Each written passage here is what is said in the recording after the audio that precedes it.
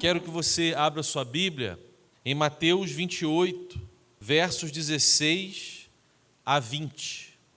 O pastor João Marcos, no vídeo que assistimos e que acompanhamos sobre a temática da campanha de missões mundiais, ele falou que se não tivéssemos a Bíblia, e que isso seria uma tragédia, e tivéssemos apenas o texto de João 3,16, nós saberíamos a mensagem do Evangelho. Agora, irmãos, se nós queremos saber o que a igreja deve fazer, nós devemos olhar e aprender com o texto de Mateus 28, 16 a 20. Nós vamos ler este texto que diz assim, vamos juntos, irmãos? Os 11 discípulos partiram para a Galileia, para o monte que Jesus lhes havia designado. E quando viram Jesus, o adoraram, mas alguns duvidaram. Jesus, aproximando-se, falou-lhes dizendo: toda a autoridade me foi dada no céu e na terra. Portanto, vão e façam discípulos de todas as nações, batizando-os em nome do Pai, do Filho e do Espírito, ensinando-os a guardar todas as coisas que tenho ordenado a vocês. E eis que eu estou com vocês todos os dias até o fim dos tempos. Amém. Completar a missão, irmãos, tem sido um desafio da igreja. E na medida que nós, como igreja, fazemos Cristo conhecido, nós estamos caminhando na direção de completar a missão. Cada dia, meus irmãos, nós, se assistimos muito ou se assistimos pouco, um telejornal, por exemplo, ou ouvimos informações sobre o mundo, nós vamos ver, meus irmãos, quanto o mundo precisa de Cristo e precisa de salvação. E aí, meus irmãos, Deus, para isso, usa a vida da igreja.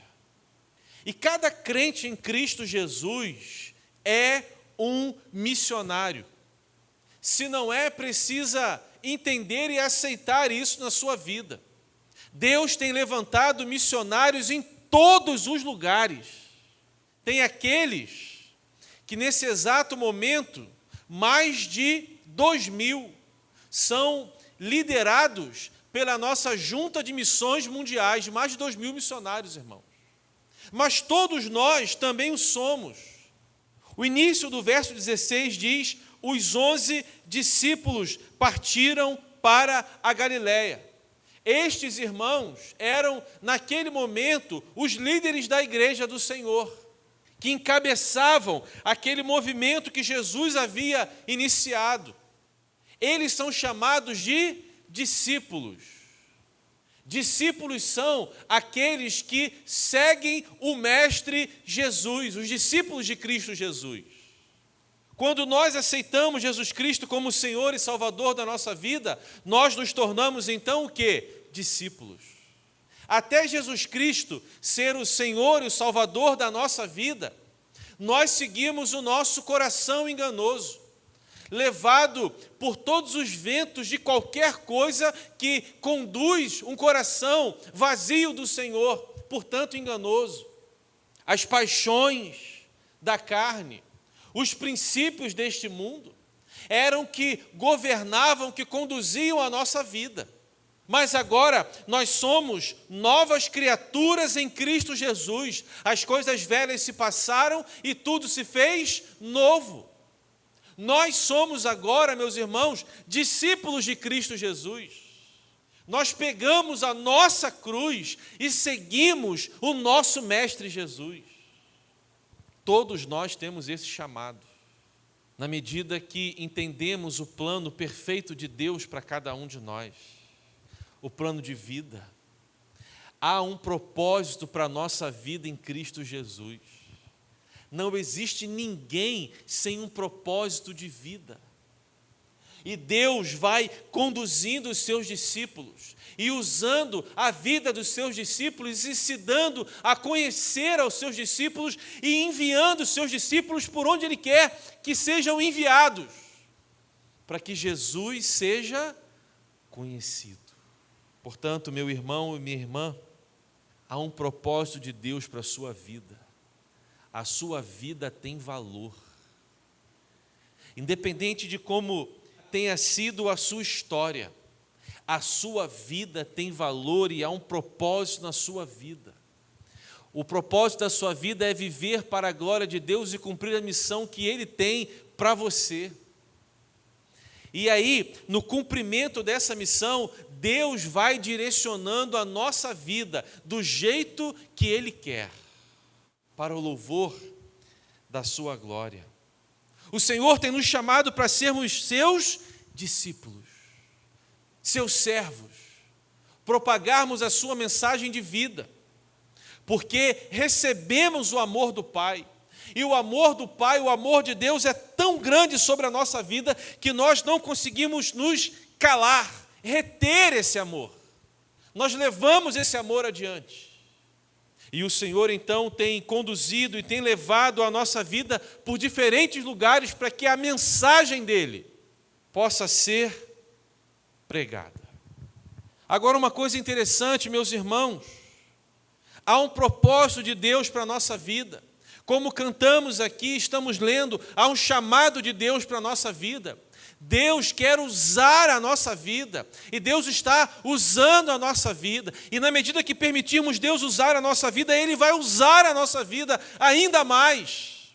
Agora, uma coisa interessante, irmãos, nesse chamado para sermos discípulos do Senhor, nós não estamos sozinhos, meus irmãos.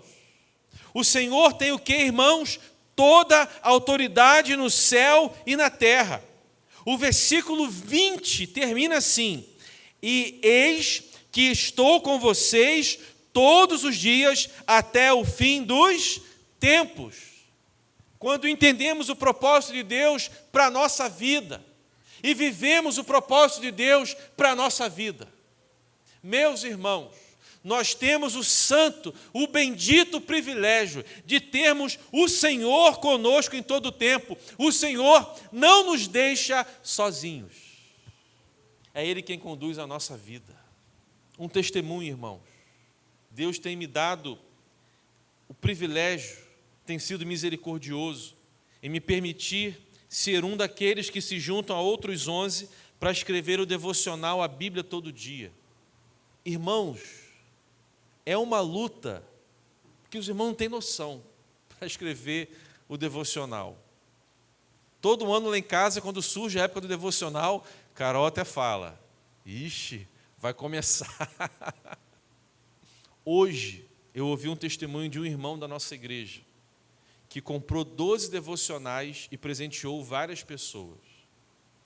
Ele presenteou uma pessoa com devocional, esta pessoa leu e gostou, e pediu para comprar mais 2. Um desses 2 foi direcionado para uma pessoa. A pessoa começou a ler o devocional. Deus falou o coração dela, ela aceitou Cristo como Senhor e Salvador. E vai se apresentar a uma das igrejas lá de São Pedro para poder servir ao Senhor lá, porque mora lá. E aí você pode pensar assim: Senhor, mas isso que eu estou fazendo parece ser tão pouco. Mas Deus é grande. Deus está com a gente. E Deus nos envia como igreja para pregarmos o Evangelho. Diferentes formas, diferentes lugares. Mas Deus nos levanta, nos usa e nos envia para pregarmos o Evangelho, irmãos. Os nossos jovens fizeram evangelismo no sábado de carnaval. Ninguém diante deles declarou a decisão em Cristo Jesus. A semente foi lançada. Mas a alegria dos jovens em poder pregar o Evangelho foi o que marcou a vida e a experiência dos jovens, porque é assim. Quando nós estamos pregando a palavra do Senhor, compartilhando a mensagem do Senhor, o Senhor está conosco. E porque o Senhor, que tem toda a autoridade no céu e na terra, está conosco, a nossa vida é inundada da sua alegria, é inundada do seu poder, é inundada de tudo aquilo que o Senhor faz para nos levar em direção àqueles que estão perdidos, sem Cristo e sem salvação. Um dia desses, nós estávamos numa celebração de aniversário, e nós estávamos ali, naquele momento simples, pregando o Evangelho, conversando com pessoas, orando por pessoas. O nosso Deus tem toda a autoridade no céu e na terra. Ele está conosco e Ele nos leva a pregarmos o Evangelho. Fazer a obra do Senhor, pregar o Evangelho, fazer a obra missionária é ordem do Senhor, meus irmãos. A vida da igreja está em cumprir aquilo que o Senhor tem ordenado, aquilo que o Senhor tem pregado, aquilo que o Senhor tem compartilhado, os princípios do Senhor para a sua igreja. Essa é a nossa missão. Anunciar, irmãos, Cristo Jesus até os confins da terra. Mas, pastor, como que eu vou fazer isso? Se eu estou aqui em Monte Alto, Arraial do Cabo, estado do Rio de Janeiro, nós temos que nos envolver com a obra missionária. Dobre seus joelhos, meu irmão, na sua casa, minha irmã. Ore ao Senhor em pé, ou até sentado, ou até deitado. Peça que o Senhor abençoe a obra missionária e salve vidas até os confins da terra. Se envolva com a vida da igreja, naquilo que a igreja está fazendo enquanto mobilização missionária. Tenha o privilégio de participar de um almoço missionário. Tenha o privilégio de fazer as suas economias, para que neste tempo de campanha missionária você possa ofertar e ver a ação de Deus na sua vida, a partir da sua fidelidade ao Senhor, ofertando na obra missionária. Meus irmãos, nós não podemos ficar de fora do que Deus está fazendo até os confins da terra. Quando Jesus voltar, o nosso guarda-roupa pode estar lotado de roupas bonitas, lotado. E não tem problema nenhum você botar a sua roupa bonita e usar a sua roupa bonita. Não tem problema nenhum. Se foi fruto do suor do seu rosto ou você ganhou um presente, não tem problema nenhum. Mas quando Jesus voltar, a nossa roupa bonita não vai fazer diferença nenhuma. O que vai fazer diferença é aquilo que nós fizemos para o Senhor. Vai fazer mais diferença a quantidade de pratos que nós lavamos depois de um almoço do que a nossa roupa bonita. Um almoço missionário. Vai fazer diferença, irmãos, às vezes que nós oramos por alguém e pregamos a palavra de Deus para alguém que não conhece o Senhor. Meus irmãos, quanta gente sofrendo perto da gente. E às vezes nós nem oramos por essa pessoa. E às vezes nós nem falamos para ela que existe um Deus que pode cuidar do coração dela. Pode cuidar da mente dela, pode cuidar da vida dela. Nós estávamos aqui, os jovens da nossa igreja estavam reunidos sexta-feira, as portas da igreja abertas, os jovens reunidos aqui. Entrou um jovem desesperado, a irmã Denise deu atenção a ele, depois eu fui, dei atenção a ele também. Quanta gente sofrendo, sem Cristo e sem salvação do nosso lado. Nós temos a mensagem. Nós conhecemos o Deus Todo-Poderoso. O que precisamos fazer é anunciar a mensagem de vida e de salvação em Cristo Jesus. Isso que vai fazer toda a diferença. A igreja, ela faz missões, porque ela foi chamada pelo Senhor para ser missionária. A igreja faz missões, porque o dono da igreja, Jesus Cristo, tem toda a autoridade no céu e na terra. E Ele está juntinho com a igreja, fazendo a obra missionária. A igreja faz missões, porque essa é uma ordem que a igreja recebeu de Jesus. Quanta coisa boa Deus está fazendo, irmãos.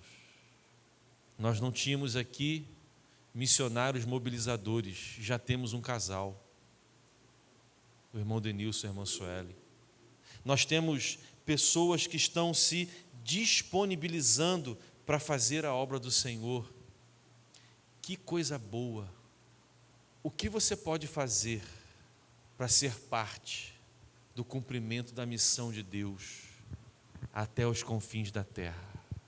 Pastor, eu sei cozinhar, a cozinha é quente, mas eu estou aqui. Pastor, Deus me deu a capacidade de abordar pessoas e falar para as pessoas do amor de Deus, com muita facilidade. Faça isso. Pastor, Deus tem me levantado para fazer aqui um negócio, e eu acho que eu posso fazer esse negócio aqui para Deus. Faça isso.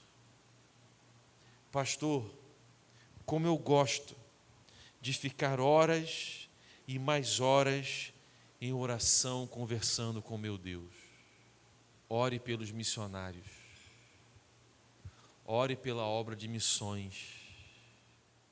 Um grupo de missionários estava num país de perseguição aos evangélicos. E várias agências missionárias estavam naquele país, naquela reunião, oferecendo ajudas. Uns falaram assim: olha, o nosso país, os irmãos do nosso país vão poder enviar Bíblias para vocês. O outro falou assim: olha, nós vamos poder dar treinamento para os missionários. O outro falou: nós vamos poder enviar uma oferta para os missionários. E tudo aquilo foi recebido com alegria. Aí o pastor João Marcos, da nossa Junta de Missões Mundiais, falou assim: meus irmãos, eu vou levantar 6.000 intercessores para orar por vocês diariamente. O pastor João Marcos falou que eles começaram a pular como uma pessoa comemora um gol do seu time de futebol na final do campeonato. Eles ficaram pulando, dando glória a Deus e louvando ao Senhor. E por que eles fizeram isso, meus irmãos? Eles estavam num treinamento missionário e eles iam voltar para o país deles.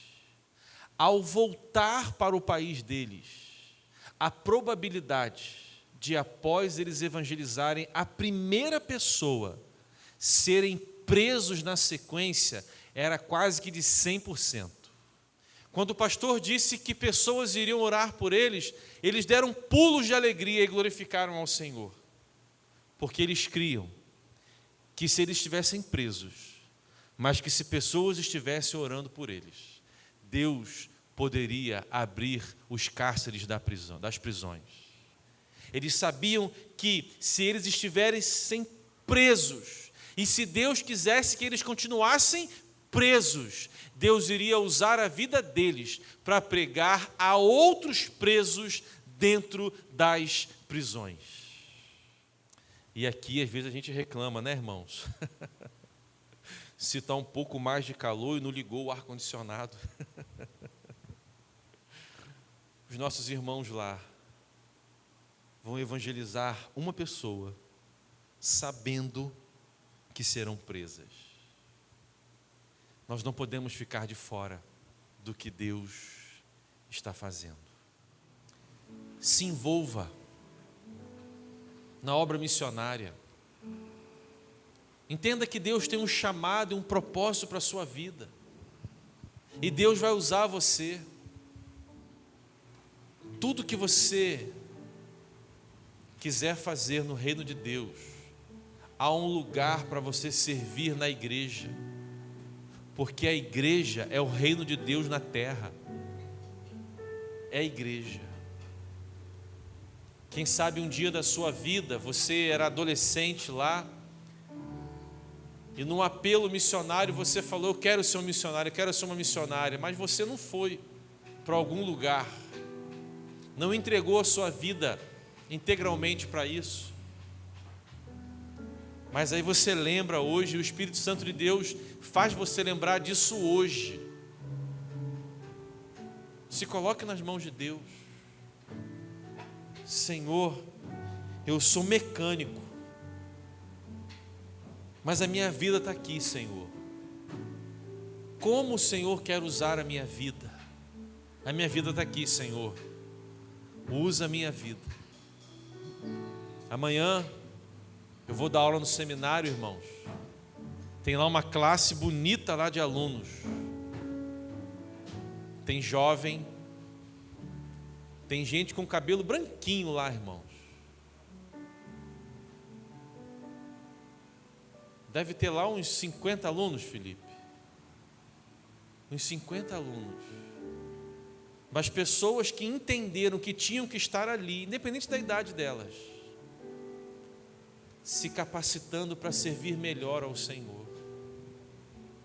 Quem sabe no meio delas, eu ainda não perguntei, tem gente que Deus chamou para ir para um campo missionário, elas estão se preparando para ir, mas elas estão ali porque aceitaram o chamado de Deus para a vida delas. Irmãos, tem tanta forma de servir a Deus, tanta forma. Nós não podemos ficar de fora do que Deus está fazendo.